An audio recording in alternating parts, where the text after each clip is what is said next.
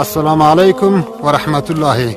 ګرانو لیدونکیو، دغه کور کوم چې تاسو ته ښکاریږي دا د الحاج مولوي صاحب امیر ګل یمین حقانی کور دی او دغه یتیمان د 5 ورونو اولاده ده. دغه کور 15 شهیدان ورکړي دي او په دغه کور کې 18 یتیمان دي. بعضې دغه د تاسو ته په د ویډیو کې ښکاریږي او بعضې یتیمان هغه په دارالحفاظ کې په مدرسه کې سبق وایي، هغه نشته، په مدرسه کې دي. جمله ټول یتیمان په دغه کور کې 18 یتیمان دي او 15 کونډیانې په دغه کور کې دي او 18 چاپې په دغه کور ویل شوي دي.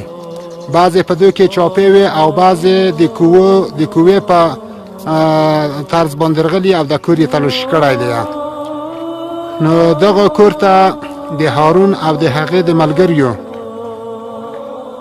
د کومک د لیارې د قاری سعید خوستی په واسطه باندې دغه غوا خستل شوې ده او دا غوا کم او زیات 10 کیلو شوده په شورازه کې کو او هغه د دغه کور د دغه یتیمانو ضرورت ور باندې پوره کیږي ان شاء الله. نو الله تعالی د دغه کور دغه شهیدان شهادتونه قبول کو او د امارت اسلامی مسئولینو ته د الله تعالی اجر عظیم ورکو او د دغه یتیمانو د الله تعالی نیک صالحه تربیه وکړو. والسلام.